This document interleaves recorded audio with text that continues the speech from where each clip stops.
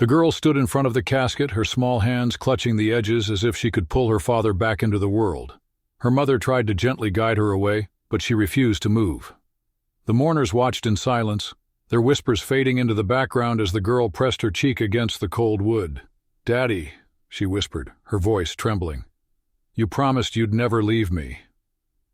Her tears fell onto the polished surface, and for a moment, the world seemed to hold its breath. Then, as if in response to her plea, a soft glow began to emanate from the casket. The girl stepped back, her eyes wide, as the light grew brighter, warm and golden, like the sun breaking through a storm. From the light emerged a pure white dove, its wings fluttering gently as it landed on the edge of the casket. The girl froze, her breath caught in her throat. The dove tilted its head, its dark eyes meeting hers, and cooed softly. A sound so tender it felt like her father's voice whispering in her ear. Without thinking, she held out her hand. The dove hopped onto her palm, its warmth spreading through her like a hug she hadn't felt in weeks. For a moment she forgot where she was, forgot the grief that had been crushing her chest. All she felt was peace. The dove stayed with her for what felt like an eternity, before it spread its wings and soared into the sky. The girl watched it until it disappeared, her heart lighter than it had been in days. She didn't know how or why, but she knew one thing. Her father was still with her. The girl sat on the edge of her bed that night, staring at the small photo frame on her nightstand. It was a picture of her and her father, taken on her 7th birthday. He was holding her up on his shoulders, both of them laughing as if the world was nothing but joy. She traced the outline of his face with her finger, her chest tightening. She remembered that day clearly. He had woken her up with a silly song, his voice cracking as he tried to hit the high notes. She had giggled so hard she fell out of bed. Later he had surprised her with a handmade kite, its bright colors swirling in the sky as they ran through the park together. When the kite got stuck in a tree, he had climbed up to retrieve it, even though he was afraid of heights. "Anything for you," he had said, grinning as he handed it back to her. But it wasn't just the big moments she missed. It was the little things, too. The way he would sneak an extra cookie onto her plate when her mom wasn't looking. The way he would hum softly while fixing her broken toys, his hands steady and sure. The way he would tuck her in at night, his voice gentle as he told her stories about brave heroes and magical lands. She remembered the last story he ever told her. It was about a little bird that could fly higher than any other, even when the storms tried to knock it down. "No matter how hard the wind blows," he had said, "the bird keeps flying because it knows the sun is always waiting on the other side." She hadn't understood what he meant back then. But now, as she sat alone in her room, the memory of the dove at the funeral came rushing back. The way it had looked at her, the warmth of its tiny body in her hand, it felt like a message, like he was telling her to keep flying, no matter how hard the wind blew. She wiped her tears and clutched the photo to her chest. "I'll try, Daddy," she whispered. "I'll try to be brave." Days turned into weeks, but the ache in the girl's heart didn't fade. School felt like a blur. She would sit at her desk, staring at the chalkboard without really seeing it, her mind drifting back to her father. The other kids didn't understand. They would laugh and play during recess while she sat alone on the bench, her hands clutching the small wooden bird her father had carved for her. At home, the house felt emptier than ever. Her mother tried to keep things together, but the girl could see the sadness in her eyes. They would eat dinner in silence, the sound of the clock ticking on the wall echoing louder than their voices. Sometimes her mother would reach out to hold her hand, but the girl would pull away, not because she didn't love her, but because the pain felt too heavy to share. One night, the girl woke up to the sound of crying. She crept out of bed and followed the sound to the living room, where her mother sat on the couch clutching one of her father's old sweaters. The sight made her chest hurt. She had never seen her mother cry like this before, so openly, so brokenly. For a moment, she stood frozen in the doorway, unsure of what to do. Then, without thinking, she walked over and climbed onto the couch beside her mother. She didn't say anything. She just leaned her head against her mother's shoulder and held her hand. They sat like that for what felt like hours, the silence between them filled with all the words they couldn't say. The next morning, something shifted. The girl woke up with a strange sense of determination. She didn't know where it came from, but it felt like a tiny spark inside her, flickering against the darkness. She decided to wear the necklace her father had given her on her last birthday. a small silver dove hanging from a delicate chain. As she fastened it around her neck, she felt a little stronger, as if he was reminding her to keep going. That day at school, when a classmate asked why she was so quiet, she surprised herself by saying, "I'm just thinking about my dad. He was the bravest person I knew." The words felt strange on her tongue, but also right. For the first time in weeks, she didn't feel like hiding her grief. She felt like honoring him. One Saturday morning, the girl decided to visit the park where she and her father used to spend their weekends. It had been months since she last went, and the thought of going alone made her chest tighten. But something inside her pushed her to go, as if her father's voice was whispering, "It's okay. I'm with you." The park was quieter than she remembered. The swings creaked in the breeze, and the old oak tree where they used to have picnics stood tall and steady, its branches swaying gently. She walked to their favorite spot, a small bench near the pond, and sat down, her hands resting on her knees. For a while she just sat there, watching the ducks glide across the water.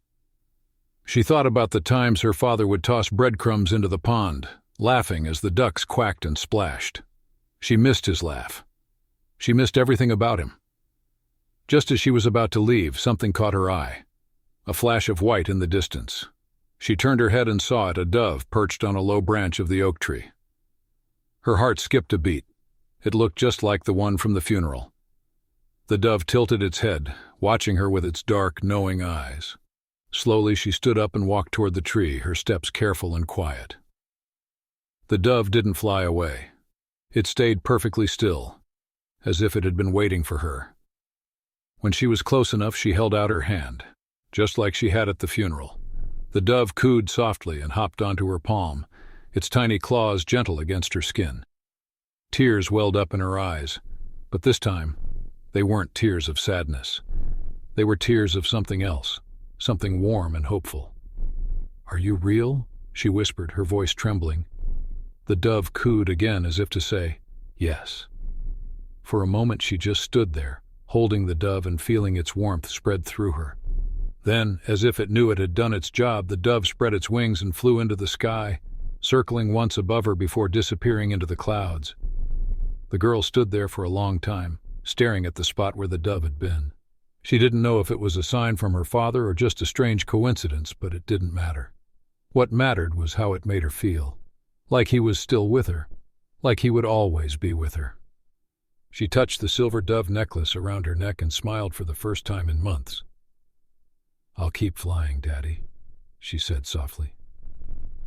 "Just like you taught me." The days after the dove's visit felt different. The girl didn't wake up with the same heaviness in her chest. Instead, she felt a quiet determination, like a small flame flickering inside her. She started talking more at school, joining her classmates during recess instead of sitting alone. She even raised her hand in class once, surprising herself and her teacher. At home, things began to change too. One evening, as she and her mother sat at the dinner table, the girl broke the silence. "Mom," she said, her voice soft but steady, "can we talk about Dad?" Her mother looked up, her eyes wide with surprise.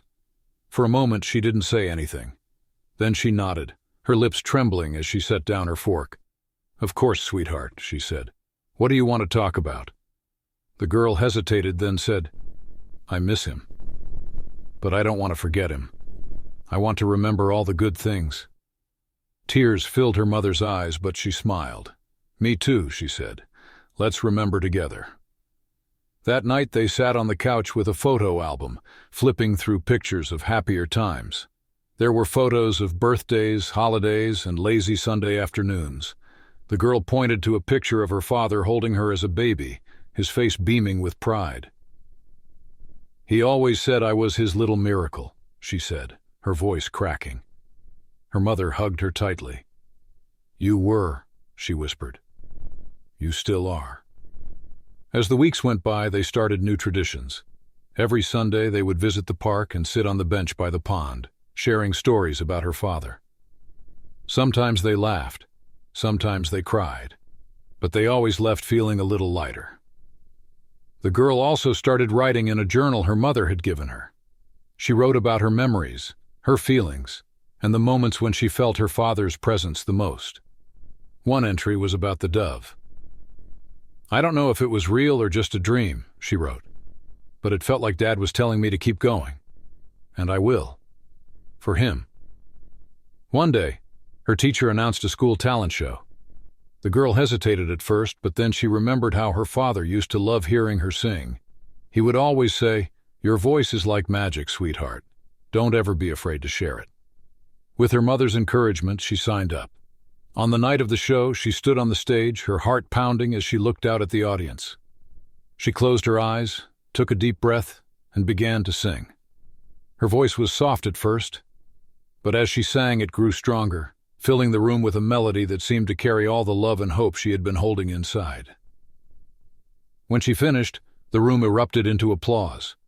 Her mother was crying, but this time, they were tears of pride. The girl smiled, her hand instinctively touching the silver dove necklace. She knew her father would have been proud too. One afternoon, the girl was cleaning out her father's old study. It was a room she had avoided for months, the door always closed, as if keeping his memory locked away. But now she felt ready to face it. Her mother had suggested they turn it into a space for her art and writing, and the idea felt right. As she sorted through his things, she found a small wooden box tucked away in the corner of his desk. It was simple, with no markings, but something about it felt special. She opened it carefully, her breath catching as she saw what was inside. There were letters, dozens of them, neatly folded and tied with a piece of string. Her hands trembled as she untied the bundle and unfolded the first one. It was addressed to her. "My dearest little dove," it began. "If you're reading this, it means I'm no longer there to tell you these things in person. But I want you to know how much I love you and how proud I am of the person you're becoming." Tears streamed down her face as she read. The letter was filled with advice, memories, and words of encouragement. He wrote about the day she was born, calling it the happiest day of his life. He wrote about the joy she brought him even on his hardest days, and he wrote about the future, telling her to chase her dreams and never let fear hold her back. "Life will have its storms," he wrote, "but remember the story of the little bird. No matter how hard the wind blows, you have the strength to keep flying. And I'll always be with you, watching over you, cheering you on." She read every letter, each one a treasure she hadn't known existed. Some were short, just a few lines of love and encouragement. Others were longer, filled with stories and life lessons. By the time she finished, her heart felt full in a way it hadn't in months. She carried the letters to her room and placed them in a special drawer, where she could read them whenever she needed to feel close to him. That night, as she lay in bed, she thought about the dove, the letters, and all the ways her father had shown his love, even when he wasn't physically there. "I get it now, Daddy," she whispered, her hand resting on the silver dove necklace. "You're not really gone. You're here, in my heart, in everything I do." Years passed, and the girl grew into a young woman. The ache of losing her father never fully went away, but it became a part of her, like a quiet companion that reminded her of the love they shared. She carried his lessons with her, his words guiding her through every challenge and triumph. One spring morning, she stood in front of a small crowd at the park where she and her father had spent so many happy days. The bench by the pond had been replaced with a new one, donated in her father's memory. A plaque on it read, "In loving memory of a man who taught us to fly, even in the storm."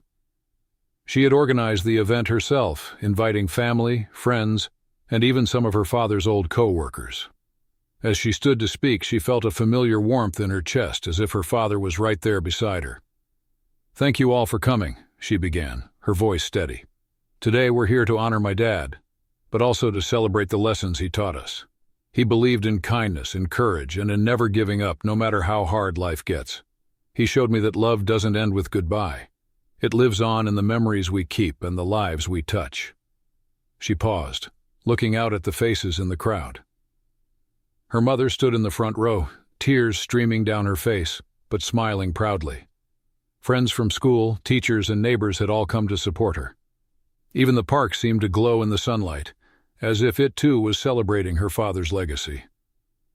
"I'd like to share something my dad wrote to me," she continued, pulling out one of the letters from the wooden box. She read a passage aloud, her voice filled with emotion. Remember, my little dove, you are stronger than you know. And no matter where life takes you, I'll always be proud of you." When she finished, the crowd erupted into applause. She stepped down from the podium and walked over to the bench, running her fingers over the plaque. For a moment she closed her eyes and imagined her father sitting there, his laughter filling the air. As the event wound down, a young boy approached her. He couldn't have been more than 7, his eyes wide with curiosity. "Was your dad really brave?" he asked. She smiled and knelt down to his level. "He was the bravest person I knew," she said. "And you know what? He taught me that bravery isn't about not being scared, it's about keeping going even when you are." The boy nodded thoughtfully, then ran off to join his family. She watched him go, feeling a sense of peace she hadn't known in years. Her father's love wasn't just a memory, it was a living, breathing force inspiring her and everyone she touched. As she left the park that day, a white dove flew overhead, its wings catching the sunlight. She didn't need to look up to know it was there. She could feel it, just as she could feel her father's presence always with her, always guiding her. And so, she kept flying, just as he had taught her. Subscribe and press the bell icon so that you never miss the amazing video.